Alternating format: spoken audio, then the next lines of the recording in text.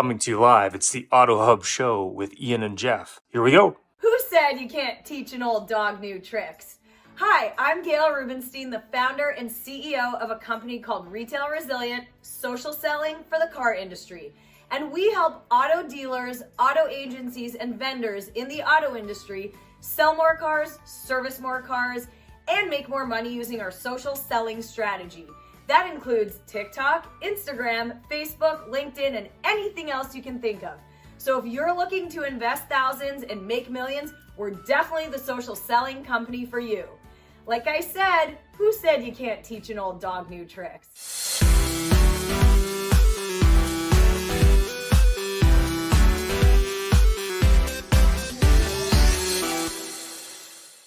I was at Larry Pullman's seminar.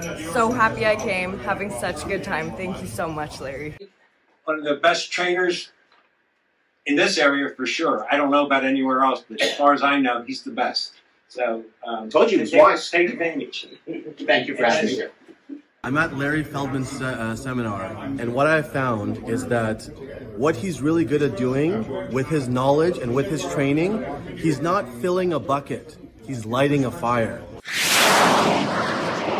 Ways to improve. Every month we want to improve better on what we did the month before, maybe the year before. It's about how fast we can get the cars done with quality work to get it to the front line, because that's where we make our money. And the bottom line is the longer it takes, the more money you spend. We want to get it down as low as possible. Right now, like I said, we're in a great stage. We're at 4.5 days.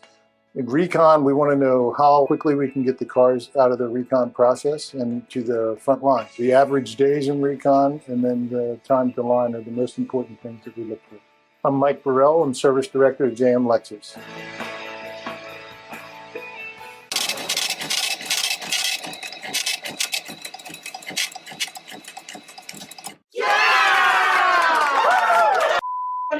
Any car will do. And you know what? Figure it out when the customer makes their way back in the dealership. Right, wrong. Am I right? And we've trained this and it's worked. And it's been great. And you know, sell the sizzle, sell the emotion. That's how you make gross profit.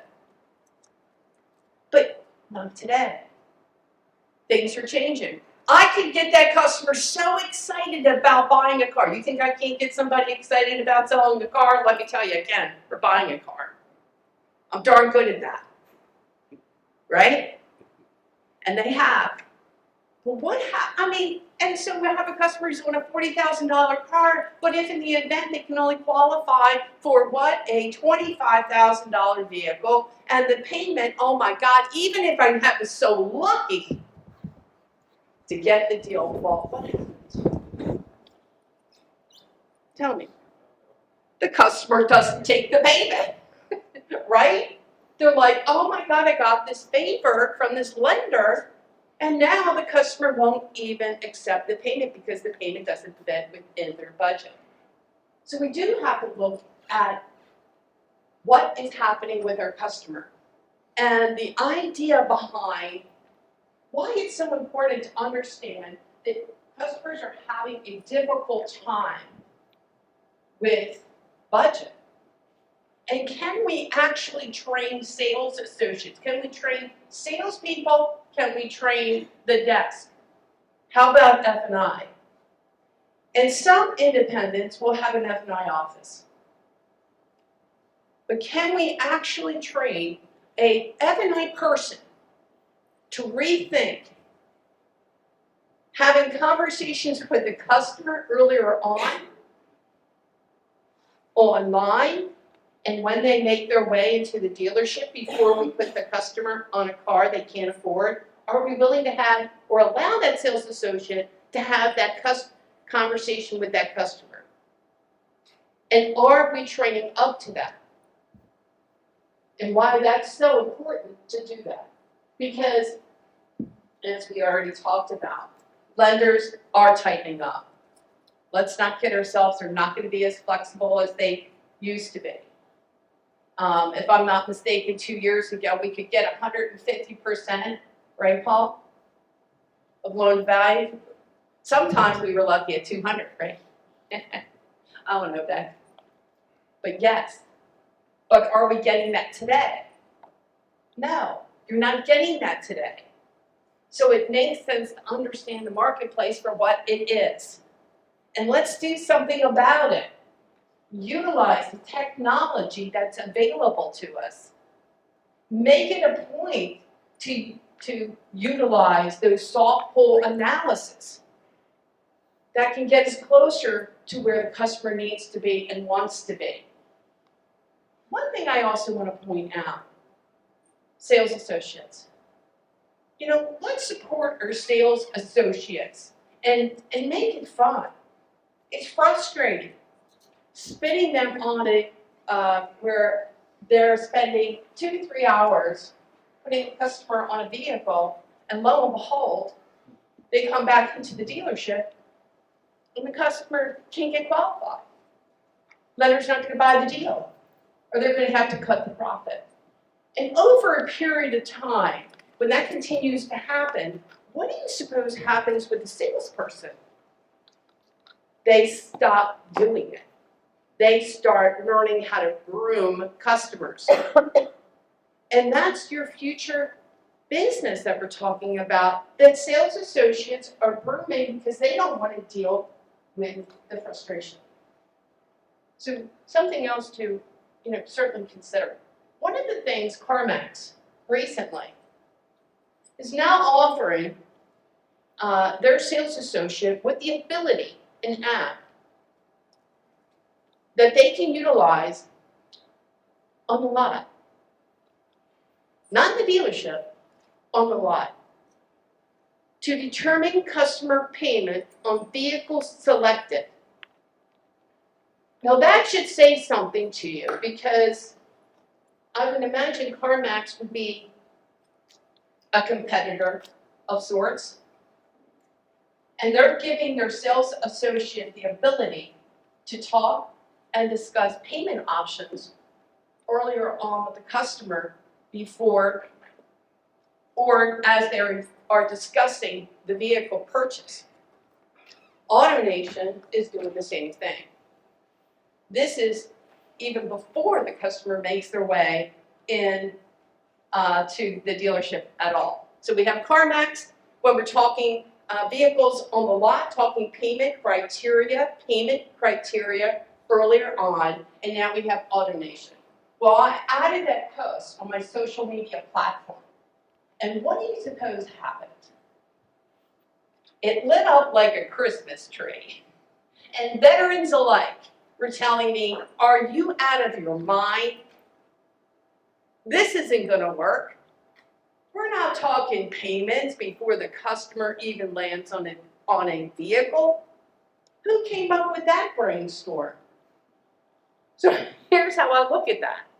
20 years ago, and I'm going to pick on Bob, and he's trying to be really quiet over there.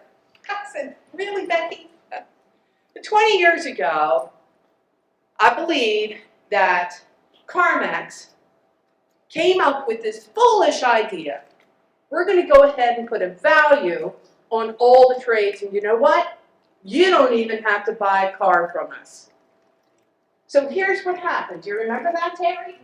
And what happened, I'm sorry? I sold a lot of my customers' cars to car. There you go. And it was easy. But here's the thing, I can tell you how many veterans said, are you out of your mind? Who does that? Why would someone do that? And come to find out 20 years later, now we know why they did it. It was brilliant. This was one of the best, strategies unheard of.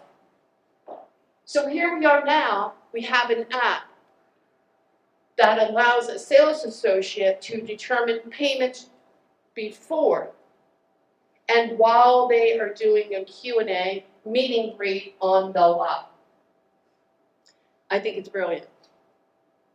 But it's also scary. And we as a team, or we as an industry, we've got to do a better job training our sales associates. I get a lot of grief from dealer advocates and say, this lady, she's out of her mind. I talk about educating sales associates. Go figure. I said, let's make them smarter. Let's hire better. Let's hire different. Let's give them the information they need to do what? To perform their job and at a higher level.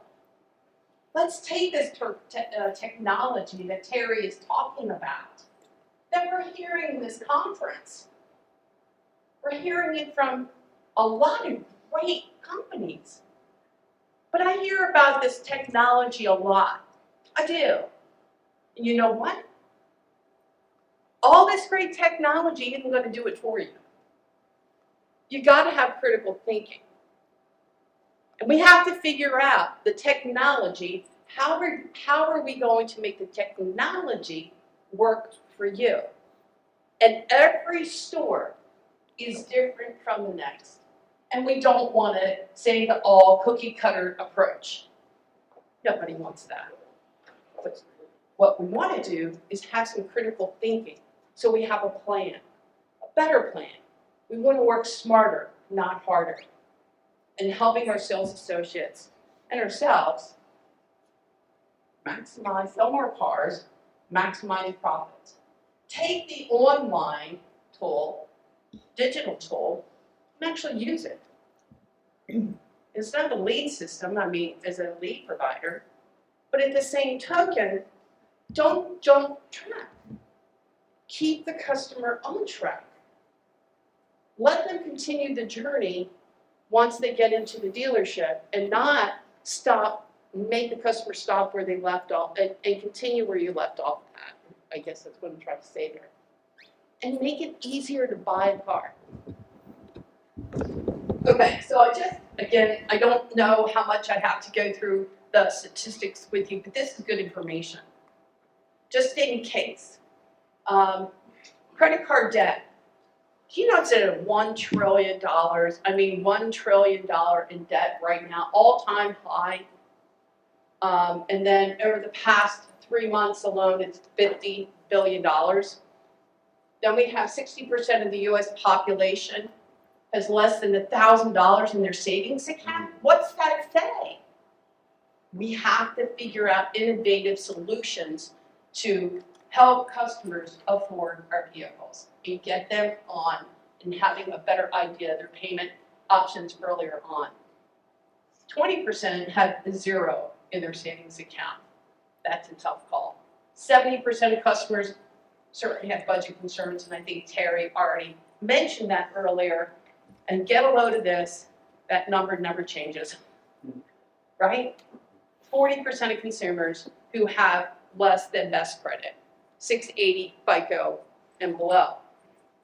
So what strategies we put in place will help you to impact sales, impact profits, but hearing, understanding the technology, you have to figure out what does that process mean? What do we need to do to implement this to make it come together, right? So there's a lot to talk through when you get back to the store. So that's kind of where I'm coming from. I love the technology. I love everything that we have and that we have at our disposal. It's up to us to really go ahead and utilize some critical thinking and implement a process that will allow us to have this conversation with our customers earlier on. Now I'm picking on a few people that I know are in the industry, that I know have, not that we're not in the industry, but is a retailer. And Paul, I'm coming after you. Paul, get up. Paul, I want you to talk really to what I just shared. And what is really the concern about how to get there? And getting there. As a retailer, as a used car dealer, really having training our salespeople and have a better conversation with our customer as it pertains to payment, budget, credit criteria prior to the customer. Hello, everybody. I've been put on the spot, so I'll do the best I can. But Becky and I have known each other for a while, and we're big about. It's not even about your salesperson's got to be a bachelor degree or anything. It's about that your salesperson builds a relationship with that customer, understands their needs, and they can fit them to the right car. So it's not about go to the lot and tell me what you like. Most don't even know what they like. How many of you have had a customer call and they say, I want your Camaro, and then they come in and buy a different car, right? Everybody, I think, has had that happen. So customers don't know what they like.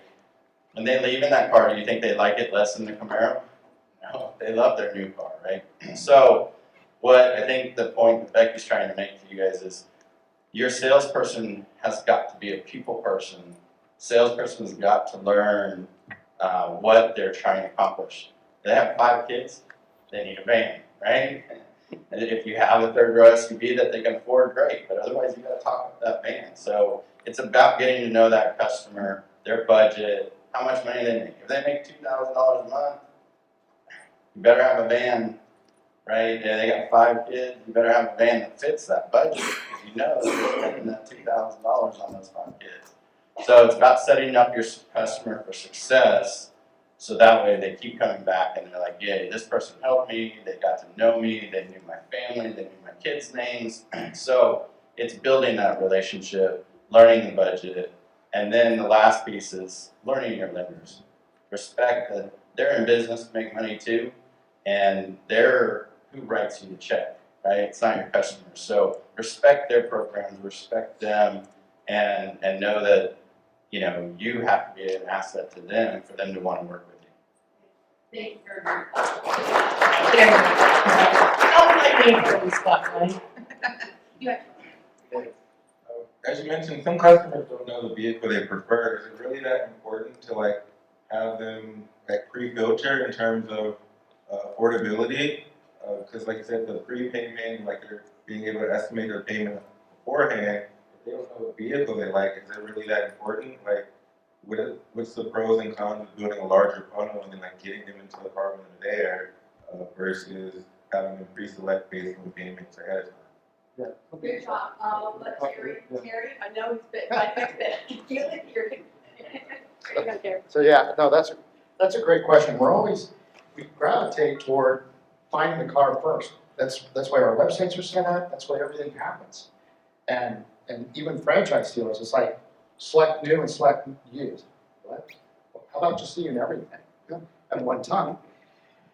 So to your point though, again, based on my own personal experience, going through that experience of somebody wanting a car they can't afford and getting sold on that car ahead of time, and then I couldn't get them approved, they're gone.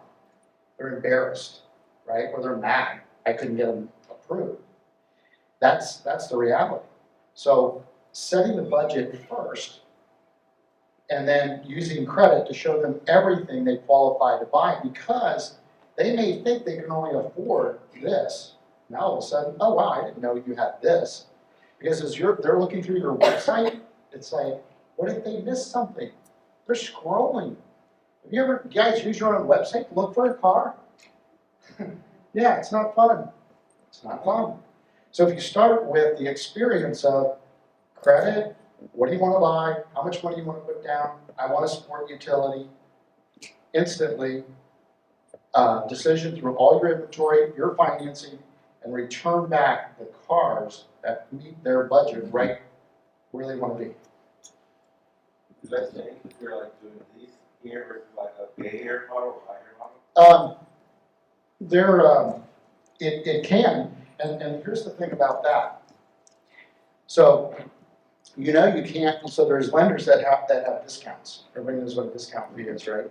So if you use that lender, they're going to charge you to do that deal, okay? Whatever the price you have advertised for that vehicle, that's the price you've got to sell it for, okay? But in a shop by payment experience, we're not advertising cars first. You're not picking a car and a price.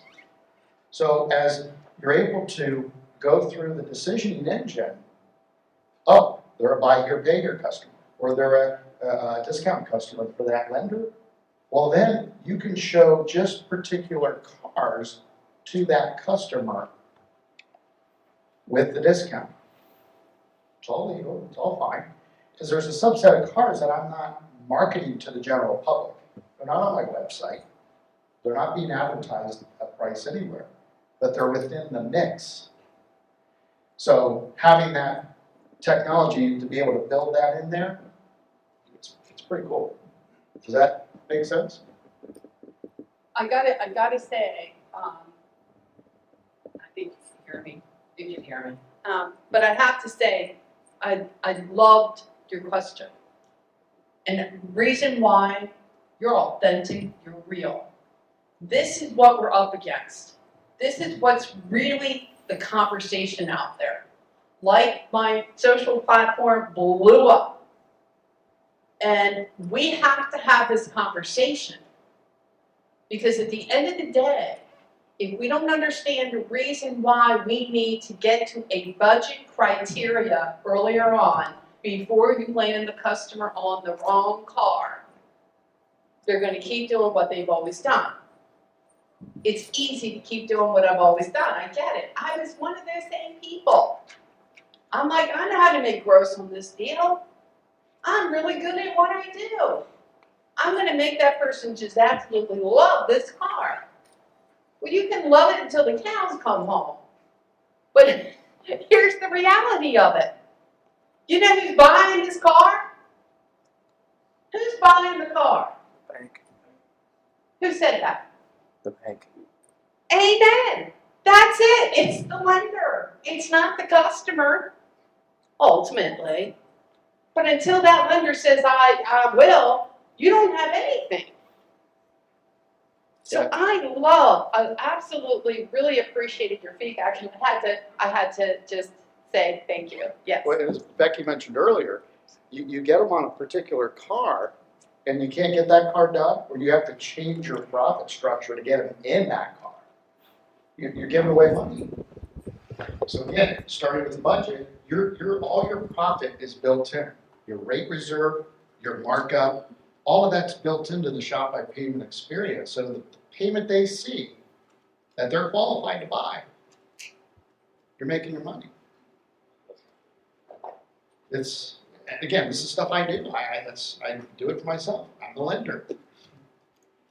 So that's what we do. Any other questions, comments, snide remarks? So I do have one question.